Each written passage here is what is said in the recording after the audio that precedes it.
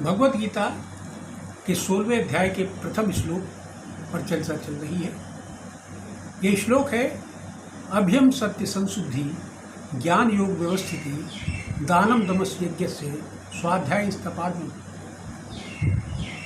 हम इसके पहले के वीडियोज में अभ्यम निर्भयता, सत्य संशुद्धि अंतःकरण की शुद्धता, ज्ञान योग व्यवस्थिता, दान और इंद्रियों के दमन अर्थात नियंत्रण पर वार्ता कर चुके हैं। इस वीडियो में हम जो ज्ञानियों का एक महत्वपूर्ण गुण है यज्ञ, उस पर चर्चा करेंगे। कहते हैं कि सृष्टि के प्रारंभ में ही यज्ञ की उत्पत्ति हुई थी और भगवत गीता में ये कहा है कि यज्ञ की उत्पत्ति करते हुए प्रजापति ब्रह्मा ने कहा था कि इससे तुम देवताओं को प्रसन्न करो और देवता तुम्हें संतुष्ट करेंगे। इस प्रकार एक दूसरे को संतुष्ट करते हुए तुम वृद्धि को प्राप्त करो। देवान भाव यतानेन ते देवा भावयन्तु वा परस्परम भावयन्ता श्रेया परमापस्तु। तो इस प्रकार ये श्लोक भगवत गीता में कहा गया है और इसके पश्चात उसमें कहते हैं कि अन्नादि भवति भूतानि पर्जन्य अन्नात् संभोम यज्ञात् भवति पर्जन्यो यज्ञात् कर्म समुद्भवम्। कि अन्न से प्राणियों की उत्पत्ति हुई है और वर्षा से अन्न उत्पन्न होता है।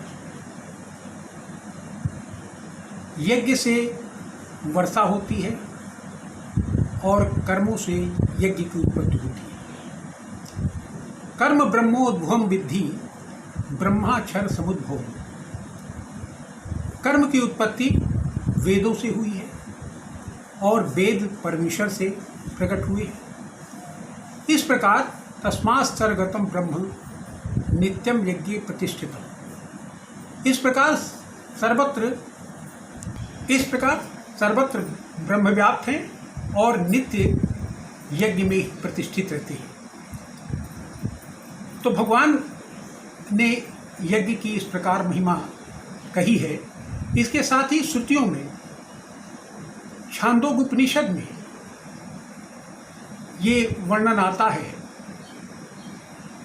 कि इस सृष्टि में प्रकाशमय लोक ही अग्निकुंड है, जिसमें सूर्य समिधा है, उसकी रश्मियां धुआं है,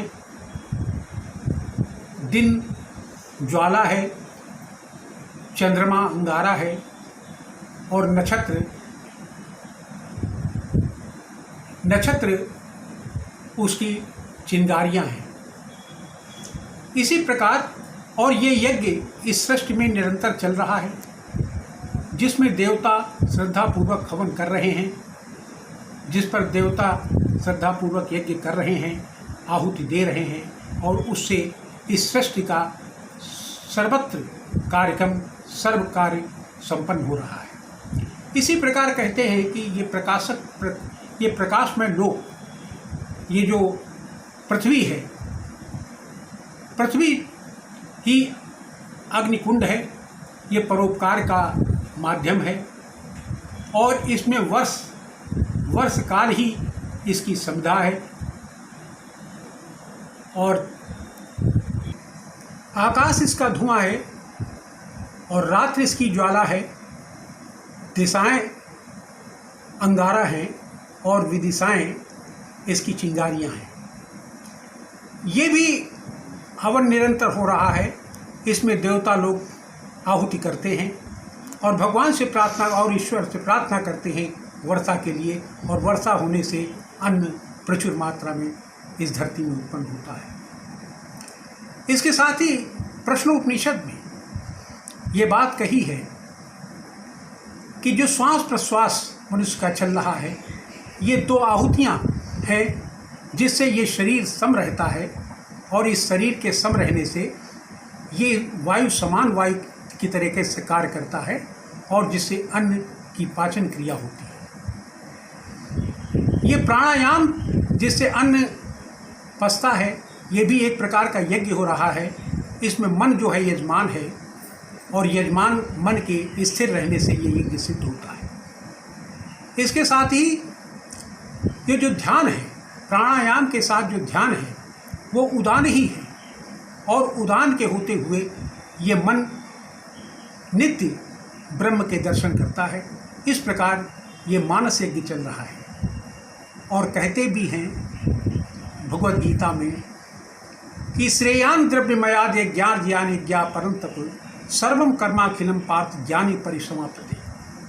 ये जो भौतिक यज्ञ है, इनसे ये जो मानस ज्ञान यज्ञ है ये उससे श्रेष्ठ है, क्योंकि अंत तो गत्वा सभी कर्मों का पराभव ज्ञान में ही होता है। इस प्रकार ज्ञान यज्ञ या मानस यज्ञ को सर्वश्रेष्ठ कहा है। यहीं पर मैं इस प्रकरण को समाप्त करता हूँ। नमस्कार, धन्यवाद।